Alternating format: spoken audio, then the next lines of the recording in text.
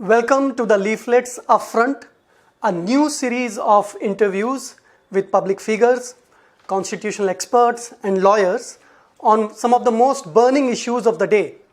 We have with us Anand Grover, the senior lawyer, obviously, director of Lawyers Collective, but most importantly, he is also somebody who understands vaccines, understands issues of public health, because many people would not know that Anand Grover, besides being a very senior and distinguished lawyer, is also a biochemist, a trained biochemist, because of which he has done some remarkable work in the past on public health. So, welcome, Anand. Thank you very much. Thank you. Your commendations have to be met. Yes. Anand, lot of debate, lot of discussions have gone around the issue of vaccination. Now, I would not go into the old tried debate whether this government has completely failed on the policy of vaccination. That is now well established.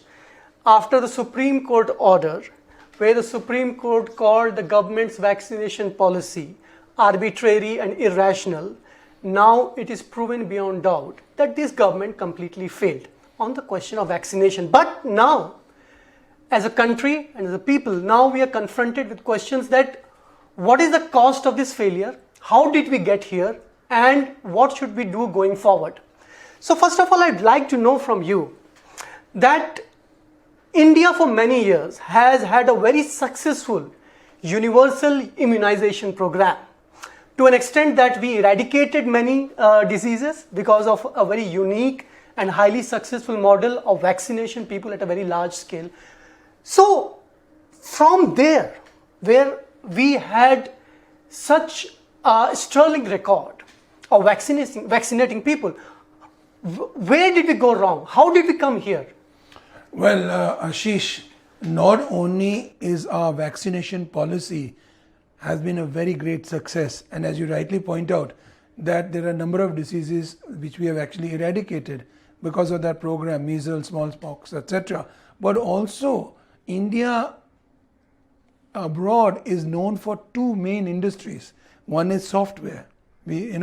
Prior to 2000, we were not known as a software producing country. We were still working on what is called Y2K.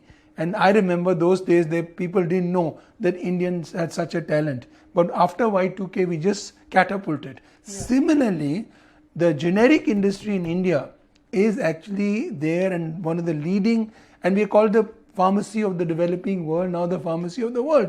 Yeah. And we are the largest producers of the vaccine, which happened because in 1970 we changed the patent law, because at that time the government, Mrs. Gandhi, thought it fit to take advice of legal and other experts and change the law very, very minimally, and actually got a law which helped the generic industry, and we became the generic industry, Indian generic industry became the dominant partner in India. From a country which was producing the medicines at the highest prices in the world, we became a country producing the lowest prices and exporters. And by 1995, we were producing antiretrovirals for whole of the developing world. So I just would like to stop you there, Anand. You made a very important point where you said that in the 1970s, the Indira Gandhi government, by a legislative intervention, led to a huge spurt in the Indian medical generic industry. Now, that means that the government, by legislative or executive interventions, can do a lot for public health. So that is an important point. I want you to just stay on that point a little more, which is that what happened in the 70s, which is by way of change in the Patent Act, and what are the existing powers that this government has? Well, we had the highest prices of medicines in the world. Right. And the cause was the Patent Act. Yeah. And Mrs. Gandhi obviously didn't understand the Patent Act. She was not a lawyer. Even most lawyers don't understand it. Yeah. So she naturally took advice of people who were experts. Yeah. Bakshi Tekchand and Justice Iyengar. Yeah. And they actually advised her that you have to make a change, because patents are of two types, product and process patents. Right. And ultimately their advice was that you actually do away with product patent protection.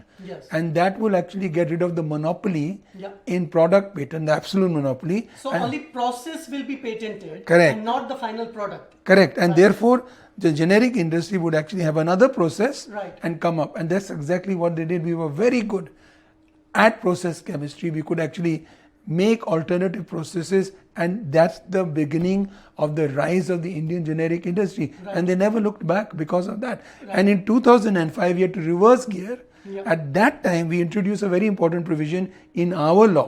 Because we agreed to the TRIPS agreement in 1995, we had to make changes in 2005, and we made a change called 3D, which allowed that no new form of a medical substance, of a known substance, would be patentable unless it increased the efficacy Right. of that new form significantly. Right. And that was what the Novartis case was about. Yeah. So, Anand, you said that India made several exceptions, including the one in 2005, right? Now, there is a hint in the Supreme Court judgment about compulsory licensing. I'm on the question of pricing now, which is, well, we failed in terms of making vaccines universally available, that everybody knows, and we are way behind the aim of vaccinating 85 to 90% of a population. But I'm now on the question of pricing. In the latest Supreme Court order dated June 3, there is just a hint of compulsory licensing, where the Supreme Court said that we would like to know from the government whether or not they would like to use the powers of compulsory licensing. So, can you explain to the listeners what is compulsory licensing, and can the pricing of the vaccine be brought down further? Absolutely. This is a very, very critical issue. In fact, the Supreme Court only referred to it in a short paragraph. But during the course of the hearing, they made a point. Justice Ravindra Bhatt and Justice Chandrachud asked, this is an issue which we need to address. What is compulsory licensing? Ordinarily, business persons, if I'm in the US, I want to, and my product is patented or otherwise, I want somebody in India to actually distribute it. Then I would ask that person, I would license that product, and the person who is licensed as the license of the product would distribute it commercially. That is a voluntary license. Both of us agree that I give the license to you. But under the TRIPS agreement, we knew that because patents are monopolies, they can become unaffordable, the medicines and products, and they may not be available to the extent that are required. So they actually allowed for what is called use without authority or compulsory licensing. That is, the government has the power to say, you are the patent holder, we will now license that product without your authorization, without your permission, and give it to another person, so that another person can make it, a generic person would make it, a company, they would then distribute it at much, much lower prices and make it available. That is the whole thing. Now, we have used that in India in a very famous case which I argued, sorafenib tosylate, a kidney and liver cancer drug. And that's what happened. It reduced the prices. Whenever you have generic competition, and ideally 5, you can reduce the prices at about 1/10. That's exactly what happened in 2000 when drugs were being sold at $10,000 to $15,000 per patient per month for HIV. Right. Indian generic industry became famous, world famous, because doctors Hamid of Cipla offered at that time, and then actually made it at $350 from $10,000 to $350. You can see the difference. That's what generic competition is all about. And that is a provision within the Patent Act, which, by the way, the government of India is actually promoting proactively at the international level under the TRIPS Council, which is the plenary body. They are saying there should be a waiver of intellectual property. But in India, for some reason, the government has been actually very cold about it. And my view is it's an unfortunate retrogression by the government. The whole policy of India has been that to use compulsory licensing when it is really required. And today, if we don't use it, we'll never be able to use it. This is an emergency. All the conditions are present. That's why the court asked them. And they don't want to do it because they want to protect, in my opinion, and I think they are making a very big mistake, they want to protect private companies. And that is not only evident from not using compulsory licensing, but for example, we have a monopoly in India of AstraZeneca, Oxford University, Covishield, which is a traditional technology. But in India, it is licensed only to Serum Institute. Why should it be concentrated only in one company? Yes. On the other hand, Bharat Biotech, they have diversified it. They should diversify it even more. Other public sector facilities should be used. And so we can have increased production. So for some reason, they are not doing it. And it is to actually favor private companies. And that is also evident from the fact after the 3rd June order, they should have 100% government procurement. And they could still have private entities distributing like they did before May, which they have not done. They still have 25% of the distribution to commercial entities or private entities, but they are not distributing. They are distributing only 17%. Why should they be allowed to make a huge profit when 150 rupees is the modest profit according to Mr. Poonawalla in the NDTV interview?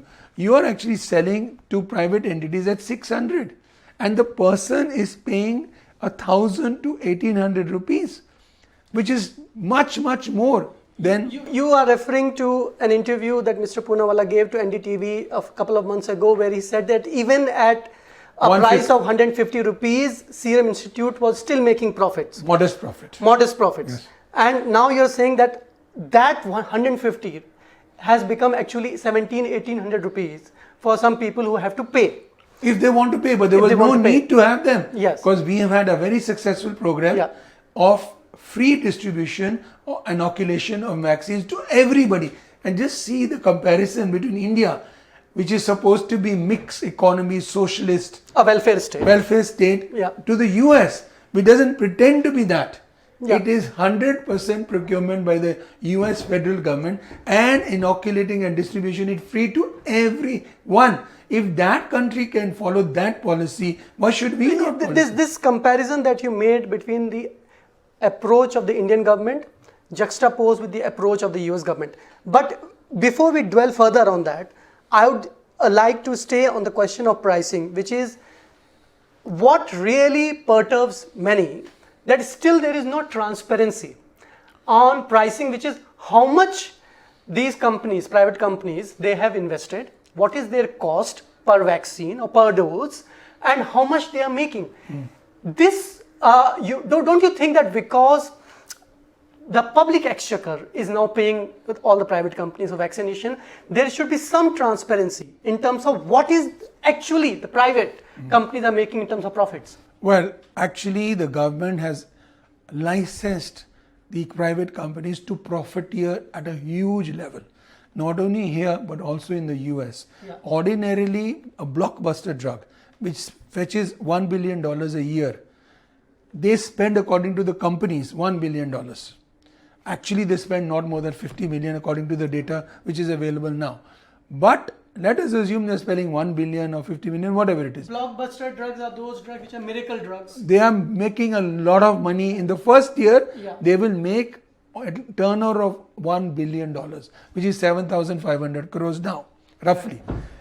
In this case, they haven't spent a penny. Because all development, they spend it for what is called development, as opposed to discovery of the drug. Discovery is in the lab, the development is actually the clinical trials, the animal toxicity studies, the first phase, second phase, third phase. Then you get the approval from the government. That is called development. For that, according to them, they spend a lot of money. Here in Covishield or Covaxin or Pfizer, BioNTech or Moderna, they haven't spent a penny or a cent of US money. All the money has been by way of pre-purchase agreements. So they have, for example, Pfizer has been aided by the US government for about $2 billion.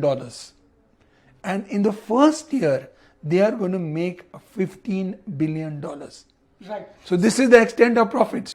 You, in the passing, made a comparison between the approach of the US government vis-a-vis the approach of the Indian government.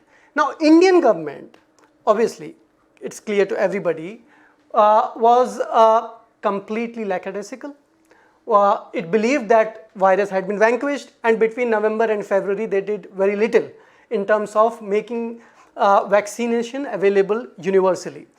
I would just like you to elaborate a little further that how did the US government ensure that vaccines were available to everybody, vaccines were procured centrally, and they are almost, I think they will be achieving universal vaccination in a couple of weeks, if not in a couple of months. So how did Indian government fail, and why did Indian government did not follow the approach of the US government? Well, until the Biden administration, there were problems in the US also. But before the Biden administration took over, they were very clear about how to tackle the COVID epidemic. Not only about the appropriate behavior, but also about the fact that vaccination must be speeded up. Of course, Mr. Donald Trump actually did pre-purchase agreements also. But this was speeded up when the Biden administration came. There are clear-cut goals about pre-purchase, getting it authorized and distributing it from central procurement. And remember, US is a capitalist economy to the fullest extent. They didn't go for private sectors actually selling it. That is now considered morally, ethically wrong, even in the US. And it's surprising that our government has allowed it when we have such a good record earlier of free vaccines for everybody. I think where we went wrong, maybe this was a political economic decision, but where we went wrong, which is known to everybody, but it's not known that right from the day when the first wave actually waned off, the Indian government thought right at the top that we have actually conquered the virus, and there was complete lackadaisical approach. So much so that appropriate behavior was given a go by, super spreader events were allowed, but more importantly, this is what I want to stress, in a democratic setup where there's a liberal constitution, where the roles assigned not only to the major institutions of the judiciary, the press, the media, the parliament, executive, but also to other expert institutions like Center CSIR, ICMR, Election Commission, etc., etc. Advice of experts here, advice of the health experts and economic experts, whether to have a lockdown or not to have a lockdown. That expert advice over a period of time, the way the governance was occurring, it was just being ignored. So you had a breakdown of the rule of law, as a result of which decisions were being made by not experts. In fact, their advice was actively ignored, as has been indicated by Dr. Shahid Jamil of IGNOSOC. That is the expert body looking at the genome sequencing of the virus. But he has said in the New York Times article, there was stubborn resistance from the government. So unlike the 70s when the government took expert advice from experts, here you had a situation where expert advice was ignored and advice based on irrational things was followed. Whether there is a virus, whether there will be a second wave. So the second wave was not anticipated at all, and expert advice was ignored or not solicited. You made a very important point that rule of law is not just about the independent courts, independent statutory institutions, which is Election Commission or say CBI or ED or income tax, but rule of law is also about the autonomy and giving due respect and following the advice of scientific institutions, which in the past other governments had done. In this case, in the case of how this government has handled COVID pandemic, you are saying that the rule of law in that sense, where the due regard and the due heed paid to scientific institutions was not followed. Yes, in fact, when a government is faced with the unknown entity, the COVID epidemic, politicians are not the best person to advise you. Economic experts, health experts, epidemiologists, genome sequencing people, they are the best people to tell you. You don't have to follow them to the T, but you have to take their advice, amalgamate, and follow what you think is best in the circumstances. So what you are saying that in the case of India, there was no counterpart of Anthony Fauci or CDC. Or the whole of that. Yeah. just take the example of not CDC, the regulatory procedures that were followed. We have a problem in India that it's not transparent. Yeah. You are talking about transparencies. All the emergency authorizations that have been given in India are not known on what basis. We don't have the data. As far as the FDA is concerned in the US, the application made by, say, Pfizer was available to everybody online. And the hearings by the body, the regulatory body of the FDA, was also done in a public Zoom hearing. So anybody knew what was going on. Whereas here, the subject expert committee gives you a 2-line thing. X made an application, X firm made an application. We don't think it is right, rejected, or they're okay. And here we know that as far as Covaxin is concerned of Bharat Biotech, for up to a particular time, we were hearing rumors, we don't know how far they are correct, that it is going to be rejected. And the next day we heard otherwise. You know, this latest Supreme Court order dated June 3, on every count, which is a basis of pricing, impact of differential pricing, the digital divide, the order indicts the government. And on all these counts, the government had practically no answers. Do you find as a lawyer this as a very worrying trend, that the government which doesn't have answers to basic questions, that why did you go for a certain approach in pricing, which is differential pricing? Why did you, what was the basis of your pricing, and why did you not even consider that there exists a huge digital divide in this country? How can now people of this country have faith in this government's ability to now, one, vaccinate and tackle with this pandemic? I think there are different facets to each question. I think still we can vaccinate, provided we don't have a problem of a third wave. You know, you can vaccinate after 1 year also. But do we consider the price we have to pay like we paid in the second wave? That will be forgotten. The number of people who have died, which is actually attributable to the misgovernance, will be forgotten. So we will perhaps even forget the third wave if it comes too early. So we can vaccinate in 10 months or 1 year. It's not that we cannot vaccinate. But there was urgency required, which was not. But I think the major problem is that the government doesn't feel it fit to answer these questions. That is the worrying part for me as a lawyer. The Supreme Court raised this question in its first order. Again, it raised it in the second order. Unfortunately, I feel that the court saw the government responding, or ought to have responded.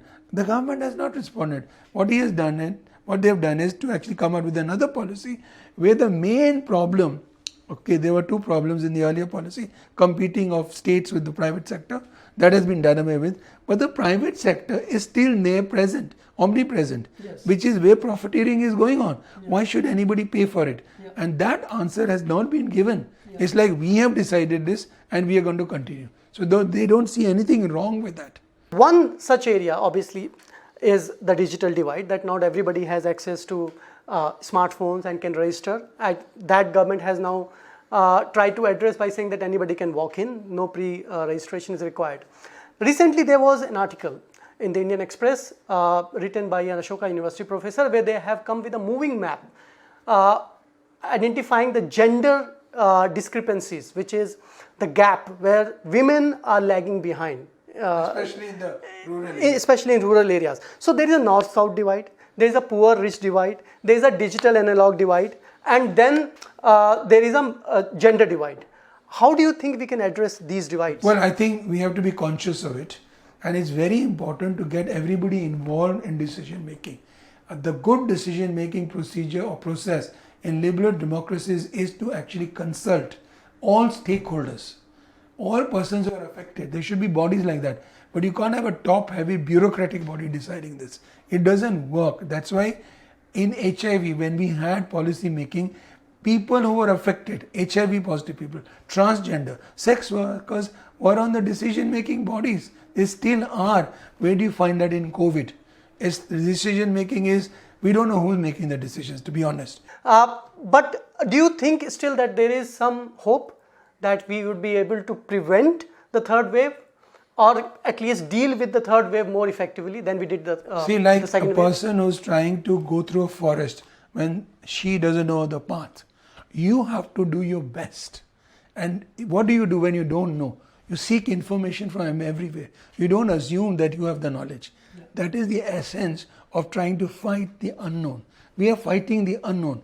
We have to do our best today. We cannot be lackadaisical. That is the essence. One cannot fault the government if they do the best today and still fail. But the problem with the second wave was they didn't do their best. They didn't follow the advice. And I am worried that right now they are all interested in showing that they are doing the job. I hope it is done. There are good signs because there has been worry and there's been pressure from the below because people have died. They paid the people have paid a price in terms of their lives. So I would like to end this interview with a final question, Anand, which involves constitutional concerns. The slogan of leaflet is Constitution First. You have highlighted several important points, which is a violation of rule of law. You have also pointed out that how the policy was arbitrary, irrational, the scientific advice, the expert advice was not followed, and we were basically shooting in the dark. And there was a very callous approach where we believed that we had vanquished the virus and we allowed super spreader events and we threw caution to the winds. I would like to now ask you, do you believe that there was also kind of, at least with regard to addressing the pandemic, a constitutional breakdown, which is right to health was violated, right to life was violated, right to equality was violated, policies were framed in a completely arbitrary, irrational manner, because of which we have lost tens of thousands of lives? I think the constitution was thrown to the winds and decisions were not based on the rule of law, which is the constitutional imperative, but on irrational basis, on certain ideological precepts, certain thinking which is irrational, that we've conquered the virus, when in fact not only in the Spanish flu, we had the largest number affected. 18 million people died on account of the Spanish flu in India, which is the largest number. There was a second wave raging through Europe and the US. Anybody with any kind of modicum of scientific knowledge would have said it is going to come. But that was just not anticipated. That is a huge failure, primarily because there was a constitutional failure. And people, as you rightly say, have paid the decisions of the government by losing their lives. Right. I just hope that we go back to the constitution and our policies which have worked, which is universal immunization through government and states, which has worked well. You can see the results in 1 week. You didn't have vaccines for 1 month and now all the vaccines are rolling out. How has it happened? We pointed out that failure, not noticed by the government. So I think if we put constitution first, we can definitely achieve a lot. I would like to end this interview on an optimistic note that I hope that collectively, which means people of this country and also the institutions, especially the institutions whose job is to ensure that the government functions as per their constitutional mandate, they do more to hold people in power accountable and responsible towards the welfare of the people of this country. Thank you so much. This was the first edition of Upfront a series that we have just started in Leaflet, and we'll be back soon with another interview on another issue of public importance. Thank you.